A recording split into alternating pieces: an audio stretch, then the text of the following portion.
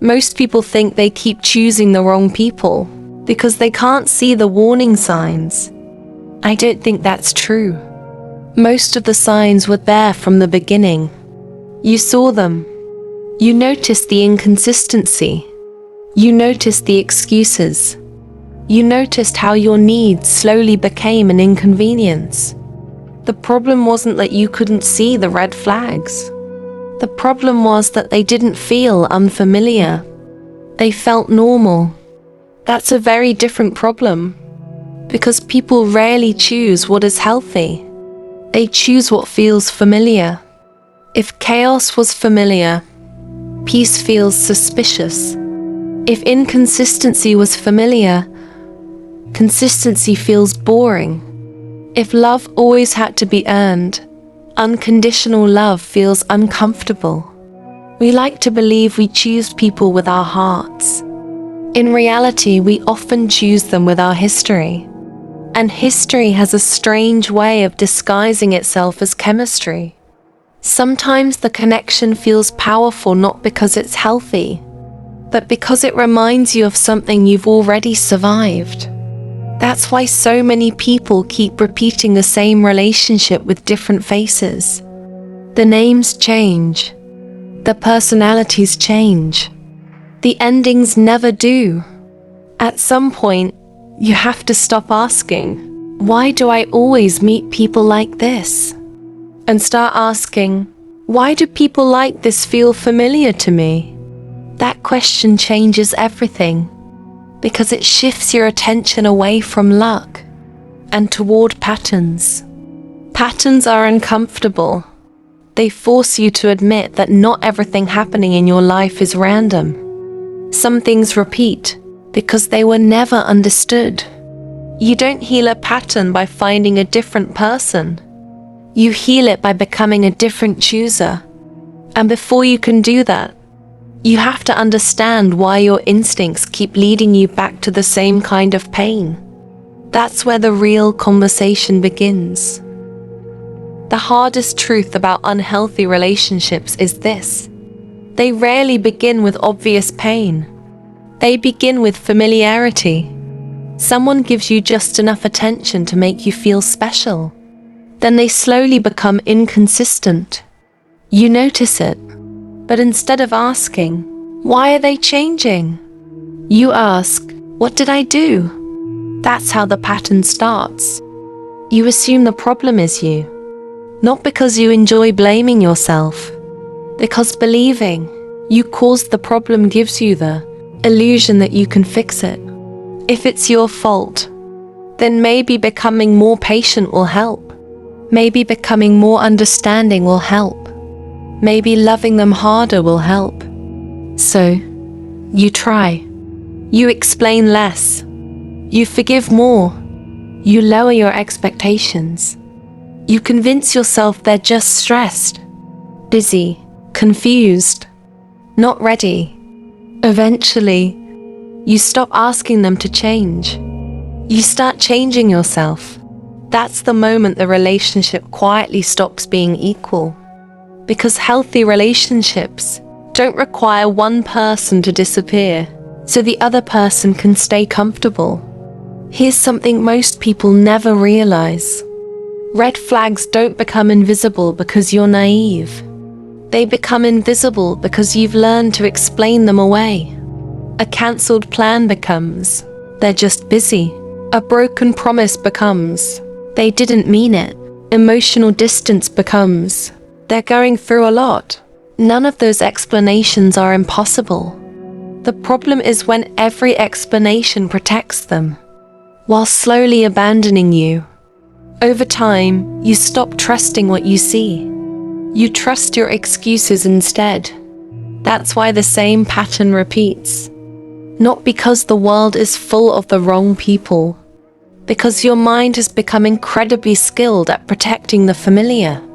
Even when the familiar hurts you, especially when it hurts you, because pain you've known before feels predictable, and predictable feels safe, even when it isn't. This is why people often leave a healthy relationship and describe it as missing something. What they're missing isn't love. They're missing uncertainty, the emotional highs and lows, the constant guessing, the need to earn affection. When chaos becomes familiar, peace can feel empty, not because peace lacks passion, because your nervous system has learned to mistake instability for connection. That's why healing feels so strange. Nothing dramatic happens. No emotional roller coaster. No constant fear. No endless analyzing every text message. Just consistency. At first, consistency feels boring. Later, you realize it was peace all along. And once you experience real peace, you begin to understand something. You never wanted chaos. You were simply taught that chaos was what love looked like. And that's why changing the people around you will never be enough until you change what feels familiar. Your heart will keep calling the same place home. The biggest mistake people make is believing they're attracted to a person. Most of the time, they're attracted to a feeling, not love, not compatibility.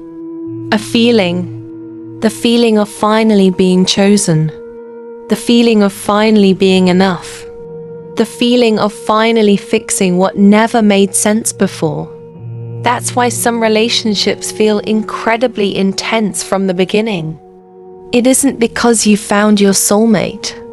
It's because your unresolved past has recognized something familiar. Intensity is easy to mistake for connection. Someone messages you constantly. They want to see you every day. They tell you they've never met anyone like you. It feels exciting. It feels rare. But intensity and stability are not the same thing. Real connection doesn't need to rush. It doesn't need to convince you. It doesn't need to create emotional highs just to keep you interested. It grows slowly. It becomes stronger through consistency, not unpredictability. But if your idea of love was built around unpredictability, consistency feels strange. You begin wondering why nothing dramatic is happening. You mistake calm for boredom. You mistake stability for a lack of chemistry. Without realizing it, you start missing the very thing that kept hurting you. Not because it was good, because it was familiar. That's how old patterns survive. They don't ask for permission. They disguise themselves as attraction. The hardest part is that your instincts are often trying to protect you. You notice something feels off. You feel uneasy after conversations. You leave feeling emotionally drained instead of emotionally safe. Your body notices long before your mind does. But your mind immediately starts defending the other person. Maybe I'm overthinking. Maybe they're just stressed. Maybe I expect too much. Notice what happens. Every explanation moves you further away from your own experience. Instead of asking, how do I feel around this person? You ask, how can I make this make sense? Those are completely different questions. Healthy relationships rarely leave you confused. They don't require endless interpretation. They don't force you to decode every message or analyze every silence. When someone genuinely cares about you, clarity becomes normal. Not because everything is perfect, because respect doesn't create constant confusion. Confusion isn't always a sign that someone is complicated. Sometimes, it's a sign that you're ignoring what you already know. One of the quietest forms of self-betrayal is staying in situations that repeatedly make you question your own reality. Not because you don't see what's happening, because you're hoping that tomorrow will finally become different from yesterday. Hope can be beautiful, but hope is a terrible strategy when it's replacing evidence. People change when they choose to. Not because you waited long enough. Not because you loved them harder. Not because you sacrificed more of yourself. The relationship you've been trying to save may only exist in the future you've imagined, not in the present you're actually living. And that's the moment everything begins to change. Because the question is no longer, how do I make this relationship work? The real question becomes, why am I fighting so hard to keep something that keeps asking me to lose myself? That's the question most people spend years avoiding. And it's the one that finally sets them free. There's a question almost nobody asks after a relationship ends. Not, why did they leave? Not, why wasn't I enough? But something much more uncomfortable. Why did I stay? That's where the pattern lives. Because the people who hurt you aren't always the biggest problem. Sometimes the bigger problem is how long you kept explaining their behavior. Every relationship teaches you something. Healthy ones teach you that love feels safe. Unhealthy ones teach you that love must be earned. Once you believe love has to be earned, you stop looking for mutual effort. You start looking for opportunities to prove your worth. You become the one who apologizes first, the one who compromises first, the one who checks in first, the one who keeps trying long after the other person has stopped. From the outside, it looks like loyalty. From the inside, it's fear. Fear that if you stop trying, you'll lose the relationship. But here's the truth. A relationship that only survives because one person keeps holding it together was already falling apart. Love was never supposed to feel like a full-time job. It shouldn't require constant emotional negotiations. It shouldn't leave you wondering where you stand every week. If someone genuinely wants you in their life, clarity becomes normal. Not because they'll never make mistakes, because they won't leave you guessing whether you matter. One of the biggest signs you've found the wrong person isn't constant fighting. It's constant confusion. You never know what version of them you're going to meet. One day they're affectionate. The next they're distant. One week they talk about the future. The next they disappear. Your nervous system never gets to rest. Instead of feeling loved, you become addicted to relief. The relief when they finally text back. The relief when they're kind again. The relief when things feel normal for a few days. That isn't love. That's emotional survival. And survival can feel surprisingly similar to attachment. The longer you stay in that cycle, the more your standards begin to change. Things you once promised yourself you'd never tolerate become things you quietly accept. Not because you've become weaker, because you've become tired. When people are emotionally exhausted, they stop asking for what they deserve. They start asking for what's available. That's why healing isn't just about leaving the wrong people. It's about rebuilding the standards you slowly abandoned while trying to keep them. Because if your standards don't change, your choices won't either. You'll meet someone new, but the pattern will recognize them before you do. You'll mistake potential for character, attention for commitment, chemistry for compatibility, and hope for evidence. The pattern doesn't end when you leave the relationship. It ends when you stop negotiating with reality. When someone's actions consistently tell you who they are, believe them, not the version you're hoping they'll become, the version they keep showing you. Because every day you spend waiting for someone to change is another day you're teaching yourself that your own peace can wait. And eventually, you have to decide which relationship matters more, the one you're trying to save, or the one you're supposed to have with yourself. The moment your life begins to change, isn't when you meet someone better. It's when you stop needing someone to complete a story that's already over. Most people think healing means becoming better at choosing people. That's only half the truth. The other half is becoming. Willing to walk away the moment your peace starts becoming the price of staying. That sounds simple. It isn't, because walking away doesn't only mean leaving another person. It means leaving the version of yourself that believed suffering was proof of love. For years, you may have measured love by effort. The more you sacrificed, the more real it felt. The more you waited, the more meaningful it seemed. The more you forgave, the more convinced you became that the relationship was worth saving. The effort doesn't create compatibility.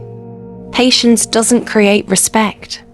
And love cannot grow where accountability never exists. One of the hardest lessons in life is accepting that understanding someone doesn't obligate you to stay with them. You can understand why they became distant. You can understand why they struggle to communicate. You can understand why they're afraid of commitment. Understanding explains behavior. It doesn't excuse repeated harm. Many people stay because they keep confusing empathy with responsibility. They believe that if they understand someone's pain deeply enough, they can heal it. But healing has never worked that way. People don't change because someone loves them enough. They change because they decide to face themselves. No amount of patience can replace another person's willingness to grow. That's why some relationships last for years without ever becoming healthier. Time doesn't fix patterns. Awareness does. Responsibility does. Consistent action does. Without those things, time simply gives the pattern more space to repeat itself. Another mistake people make is believing that leaving means they failed. Sometimes leaving is the first truly healthy decision you've made in years. Not every relationship is meant to last. Some exist to reveal the parts of yourself that still need healing. Others exist to teach you what you'll never accept again. The mistake isn't that the relationship ended. The mistake is believing it should have continued simply because you invested so much into it. The past is not a contract. Just because you've spent years building something doesn't mean you should spend the rest of your life protecting it. Every day you remain in a relationship that asks you to betray yourself, you're making another investment. Not in love, in a future that looks exactly like your present. At some point, you have to stop asking, what if they change? And start asking, what if they don't? That single question brings you back to reality. Because reality isn't built on promises. It's built on patterns. People reveal themselves through consistency, not through apologies, not through potential, not through the version of them you keep imagining, through what they repeatedly choose to do. The day you stop falling in love with potential and start paying attention to patterns is the day you stop choosing the wrong people, because the safest relationship you'll ever have isn't with someone who promises they'll never hurt you. It's with the version of yourself who finally believes the evidence in front of you. There's one final truth most people avoid. You don't stop choosing the wrong people by becoming better at reading them. You stop choosing the wrong people by becoming better at listening to yourself. That's the part nobody teaches. People tell you to look for red flags, to ask better questions, to be more careful. Those things matter, but they don't solve the real problem, because you've seen red flags before. You've asked the right questions before. You knew something felt wrong before. The issue was never information. It was permission. You didn't give yourself permission to leave. You kept waiting for stronger evidence, a clearer reason. one final conversation, one undeniable moment that would justify walking away.